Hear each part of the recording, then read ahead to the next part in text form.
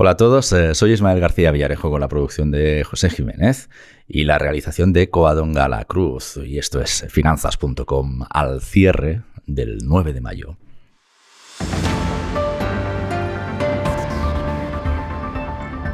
Inversores, muy bienvenidos. Araceli y yo os estábamos esperando. Araceli, bienvenida al Centro de Noticias de Finanzas.com. Qué alegría tenerte. ¿Cómo estás? Muchísimas gracias a vosotros por invitarme. Pues nada, muy bien. Aquí.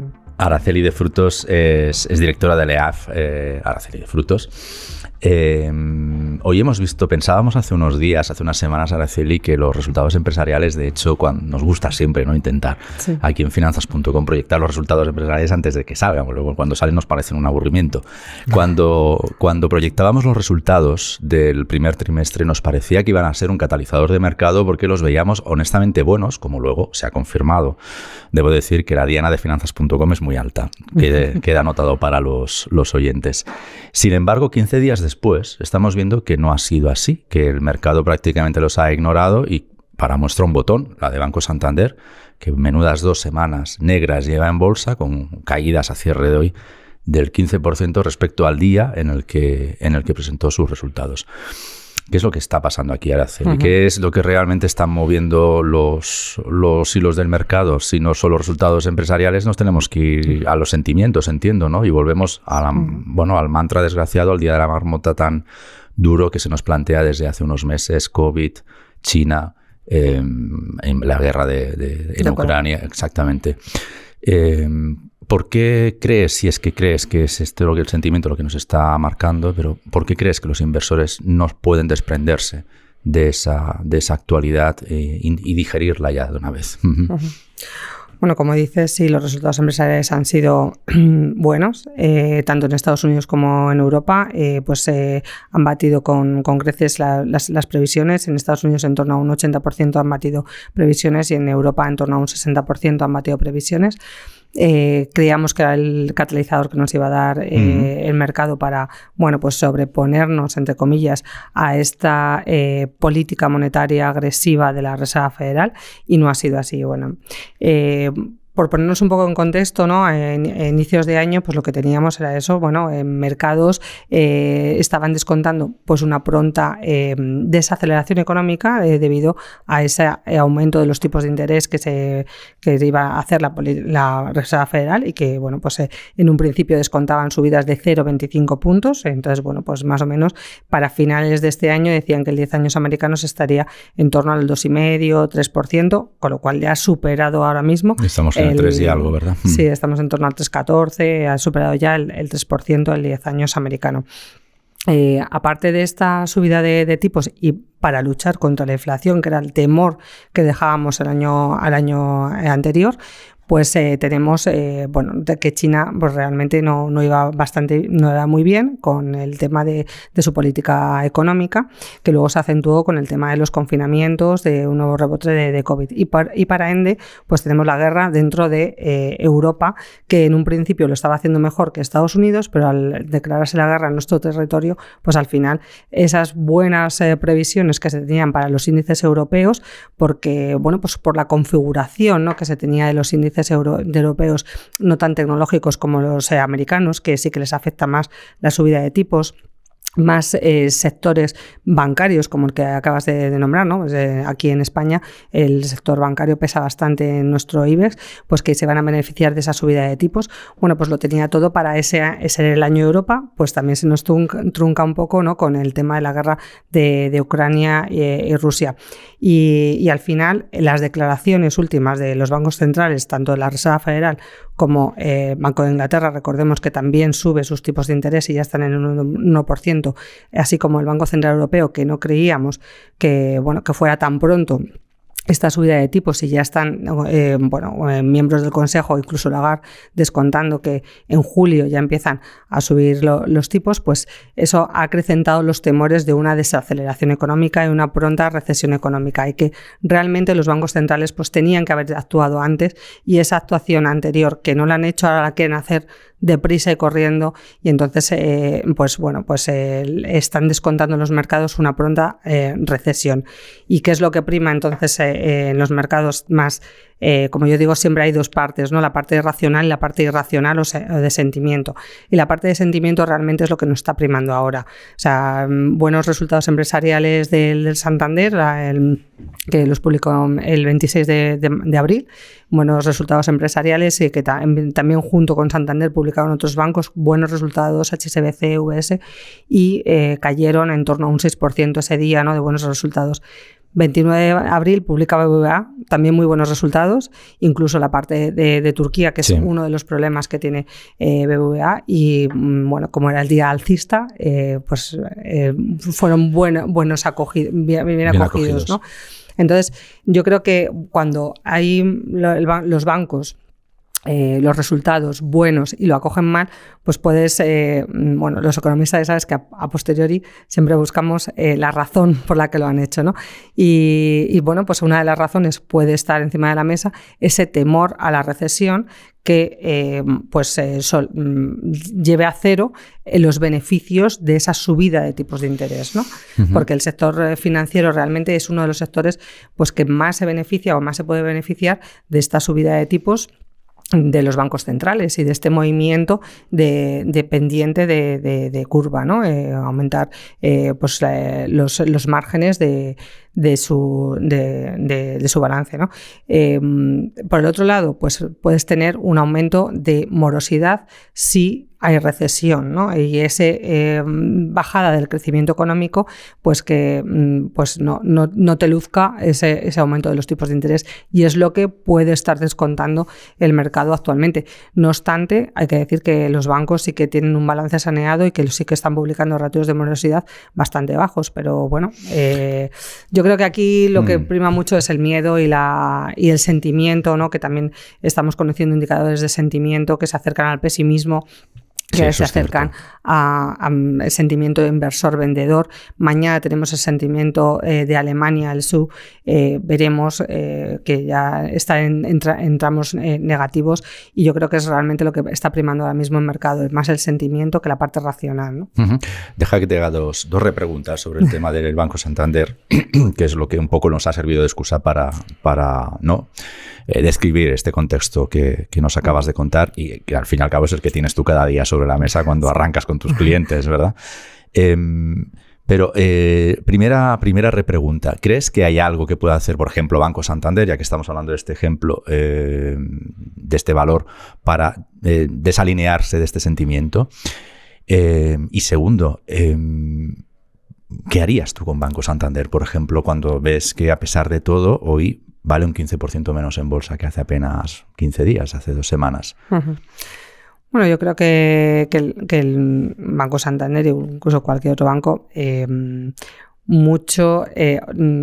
no creo que pueda hacer, ¿no? O sea, al final las cuentas están saneadas, cumplen con ratios de solvencia, cumplen con el Tier 1, están bastante saneados todos los bancos españoles, no solamente el Santander, o sea, ratios de morosidad muy buenos. Se tienen que adecuar a esta situación. ¿Qué pueden hacer? Pues reducción de costes también.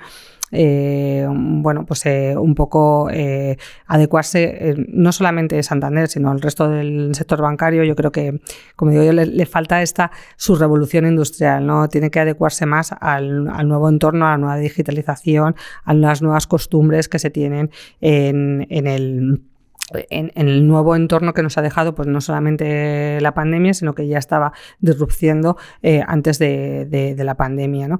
En este sentido, pues el sector bancario tampoco es uno de los sectores a lo mejor que pondere tanto en cartera, y sí relacionado con el sector bancario a lo mejor más temas de pagos electrónicos, ¿no? Como puede ser pagos con tarjeta, con Visa, Mastercard, o plataformas de pago, que esas, bueno, pues sí que si el consumidor sigue ejerciendo esa labor, porque no pierda renta disponible, que en un principio es lo que nos está sustentando, ¿no? Ya yéndonos un poco a la macro, y para decirte, el PIB de Estados Unidos, que salió un -1,4 cuando se esperaba un 1,1, la reacción de mercado fue contrariamente positiva, ¿no?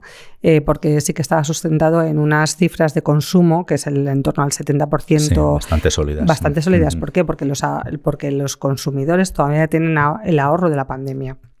Pero eso aún se está acabando. Entonces, mientras los consumidores tengan ese ahorro de la pandemia, nos hemos acostumbrado a las compras por Internet, yo creo que los bancos se tienen que adaptar a ese estar en casa. Yo no tengo que irte a firmar nada a la sucursal o cualquier tipo de trámite, ¿no? Esa adaptación, eso lo tienen que tener.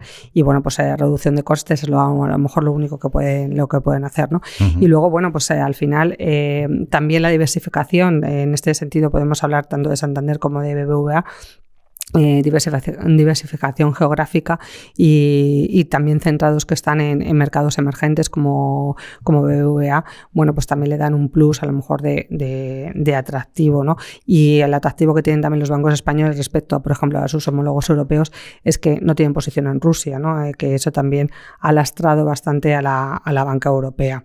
Uh-huh. Entonces, en este sentido, bueno, resumiendo, Santander en estos niveles sí que ha caído bastante. Lo único que ahora mismo en este sentimiento de mercado sería bastante cauta a la hora de entrar, no solamente en el sector bancario, sino a lo mejor en cualquier sector o valor que tuviera en perspectiva, sería bastante cauta a la hora de entrar, porque ya te digo que como el sentimiento puede dar la razón, tendría que ser bastante, entrar muy de poco en poco, poniéndome también uh-huh. Precio, ¿no? Y bueno, siendo consciente del riesgo que se toma al final, ¿no? Uh-huh. Leemos en finanzas.com, Araceli, que Almirall ha reducido beneficios a pesar de incrementar las ventas netas y por tanto ha terminado el trimestre con ganancias de un poquito más de 20 millones, de 20,4 millones, que insisto es prácticamente un tercio menos. La reacción aquí en los mercados sí que parece que ha sido claramente, nos vamos a las pantallas de finanzas.com y vemos que al cierre Almirall se ha dejado el 11,40% hasta los 10,26 euros. Este sí que es un caso de reacción virulenta, además contra unos resultados que no han gustado demasiado, ¿verdad? Sí, no han gustado demasiado, pero realmente si lees distintos informes de analistas, los resultados estaban en línea con lo que estaban esperando, ¿no? Entonces, ahí sí que debemos decir que no había demasiadas sorpresas, claro. No había demasiadas sorpresas. Lo único que a lo mejor en determinados análisis sí que no estaban incluyendo pues ingresos extraordinarios que han tenido por franquicias que le han imputado ahora, pero realmente los resultados han estado en línea. Reacción, pues bueno, pues a lo mejor se esperaban, el sentimiento de mercado sería más positivo. No obstante, decirte que bueno, al final, mira, el sector farmacéutico es uno de los sectores tradicionalmente defensivos, entre comillas, ¿no? Porque por su alta rentabilidad por dividendo y por su menor volatilidad, que en este caso, pues a lo mejor en Almirall hoy no se ha cumplido, ¿no? Pero sí que es uno de los sectores del sector salud, sector farma, a tener en cuenta en una cartera conservadora, moderada, para al final menos volatilidad y más rentabilidad por dividendo, ¿no? Que es lo que buscamos también un poco ahora en estos momentos que parece que estamos travesía en el desierto, ¿no? Sí, ya que tengo las pantallas de finanzas.com abiertas, veo que el día ha sido muy malo. O sea, el siguiente peor valor después de Almirall ha sido Repsol con el menos 8,53%, luego Grifols con el menos 6,85%, Fluidra con el menos 6,51%, Siemens Gamesa con el menos 6,17%, pero es que los que mejor lo han hecho también están en rojo. El único que ha ganado algo es Banco Sabadell con el 0,06%, Mapfre, Bankinter, BBVA y CaixaBank han perdido. CaixaBank, por ejemplo, se ha quedado en el menos 0,51%. Pero es que hemos tenido también noticias hoy muy malas que parece que no deberían afectar, pero que sí afectan. Por ejemplo, más confinamientos en China. Pekín tiene el mayor brote de coronavirus desde 2020 y Shanghái anuncia que endurece las restricciones en 16 distritos, con lo cual pues ya estamos temiendo otra vez por los cuellos de botella y casi que nos volvemos a la inflación con todo esto. Araceli, al final tienes clientes que tienen millones en patrimonio que te toca asesorarles, al margen de las tensiones, de las dudas que tengamos cada día. ¿Y qué es lo que te están trasladando? ¿Qué inquietudes tienen? Hasta donde puedas leer, claro. Bueno, realmente realmente la mayoría de mis clientes, o sea, tengo la suerte que al final lo que nosotros vendemos, o sea, en el asesoramiento financiero es confianza. Entonces, al final, pues ellos realmente es necesario que educarles financieramente, acompañarles en el camino. Hemos pasado pues un COVID, un confinamiento que incluso lo hemos pasado peor, ¿no? Porque no sabíamos qué iba a pasar con nosotros. Recuerdo ese 12 de marzo con un 12% abajo el Eurostock, y al final, bueno, pues han visto que a largo plazo realmente las bolsas y las inversiones se recuperan siempre que esa cartera y esas inversiones se adecúen a su binomio rentabilidad-riesgo y que sean ese riesgo capaces de soportar y saber que la inversión es a largo plazo. Con lo cual, bueno, pues actualmente sí que se explica en qué entorno estamos. Si es que en el entorno que has descrito tú, ¿no? Pues realmente la preocupación se ha cambiado, ¿no? Al principio de año que teníamos la preocupación de la inflación, ahora realmente tenemos la preocupación, yo creo que la primera sería el crecimiento. Es decir, temen una recesión. Temer a una recesión, porque no solamente por este endurecimiento de las políticas monetarias de los bancos centrales, digamos, desarrollados, ¿no? Porque es Estados Unidos, Reino Unido, Banco Central Europeo, sino también por ese nuevo confinamiento de China, nuevo brote de coronavirus también mucho más restrictivo, que no olvidemos que China es la segunda economía mundial, que también hará que ese crecimiento económico en China no se cumpla y que, bueno, eso repercuta en el resto de economía global, que el crecimiento sea menor. Lo que has hablado de cadena de suministros, aumenten también los costes, porque recordemos que Shanghái también es uno de los principales puertos en cuestión de movimiento de mercancías. Entonces harían aumentar también los costes, harían aumentar también el precio de las materias primas y volveríamos a una espiral que nos haría aumentar la inflación, o estaríamos en una trampa, ¿no? Y en una estanflación, al final, aumento de la inflación sin crecimiento. Yo creo que se ha trasladado esa preocupación inflacionista de ser la primera preocupación al crecimiento ser la primera preocupación ahora mismo, ¿no? Te preguntan por la guerra en Ucrania, o la entroncan dentro de la preocupación está mayor por una posible recesión. Cuando estalló la guerra, pues evidentemente sí, ¿no? Oye, ¿qué va a pasar? Como digo, es que son acontecimientos exógenos al mercado que no sabemos lo que va a pasar. Entonces, al final, más vale estar invertido, o sea, no tomar decisiones entre comillas a lo loco, porque son momentos de pánico, y así sucedió, que bueno, pues en poco tiempo se volvieron a niveles los índices de preguerra, ¿no? Entonces, bueno, mantener la calma, ya te digo, explicarles cómo se está construyendo la cartera, por qué se está haciendo cada movimiento que se hace, y en estos momentos tan volátiles mantener las inversiones, porque no sabes ni cuándo va a ser el bajo para comprar ni el alto para estar vendiendo. O sea, realmente lo que en estos momentos de pánico y de alta volatilidad hay que mantener las inversiones y estar invertido si tu rentabilidad riesgo se acomoda a lo que tú realmente, a los objetivos de tu cliente, ¿no? Que es lo principal. Sí, y una última pregunta. ¿Hay vuelta a la liquidez? Pues yo creo que liquidez ahora mismo también es pues estar en negativo, ¿no? Perder dinero, no solamente por lo que te puede costar en el banco, sino por el tema de la inflación, y realmente creo que estar invertido es mejor que estar en liquidez actualmente. Otra cosa es que la visión que yo tengo de mercado o del asset allocation, de la asignación de activos, en un primer momento siempre he estado más ponderada o he visto más riesgo en la renta fija que en la renta variable. Creo que el movimiento que se ha producido en la renta fija es muy brusco y hemos llegado a unos niveles ya en los que podíamos empezar a pensar en llegar a mirar a la renta fija. Pero eso a principios de año no me lo habrías dicho. No, ya te lo digo. Ni a principios de año ni hace a lo mejor 2 semanas. Eso es. Pero el movimiento de la renta fija ha sido muy brusco.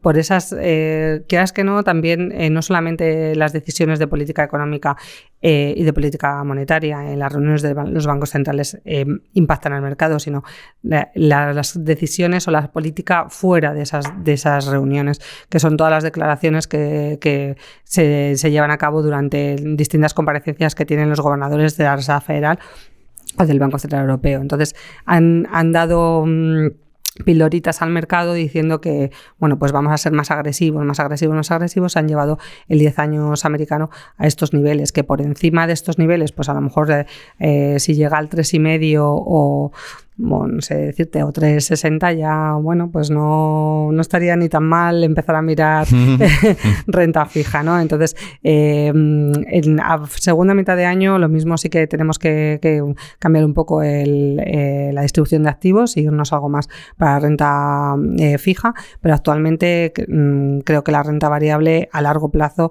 es donde hay que estar invertido. Pues Araceli, mañana cuando empieces a trabajar, igual que en los escritorios de finanzas.com, nos encontraremos al IBEX en 8.139.20. No solo ha perdido la referencia de los 8.300 hoy, la de los 8.200 y la de los 8.150. Se ha dejado el menos 2,20%. Que no está mal, ¿eh? Un lunes negro, ¿no? Bueno, siempre he tenido dudas y hay teorías para todo, ¿no? De cuándo calificamos lunes negro y cuándo no. O jornada negra. Bueno. Sí. Pero en cualquier caso, negro o gris, hombre, unos colores muy chillones tampoco son. Un menos 2,20%. Insisto, varias referencias, varios soportes que se ha dejado el lunes por el camino. Araceli, con este panorama, si te parece, cerramos la sesión. Pues bueno, hemos cerrado con un panorama un poco negativo, pero vamos, hay que decir a la gente que bueno, que la inversión es a largo plazo, que mientras esté en adecuado su perfil de riesgo a las inversiones, pues que se estén tranquilos y que bueno, que las bolsas a largo plazo siempre suben, aunque haya veces por el camino. Eso sí. Araceli de Frutos, directora de la EAF. Araceli de Frutos, muchísimas gracias por hacer podcasting esta tarde con nosotros. Muchísimas gracias a vosotros. Y a vosotros, amigos inversores, mañana a las 7:30 de la mañana, Alejandro Ramírez con las claves del día. Y menudo día tiene que preparar con el IBEX, como lo hemos dejado, como se lo entregamos. Gracias, como siempre, por el privilegio de vuestro tiempo y hasta la próxima.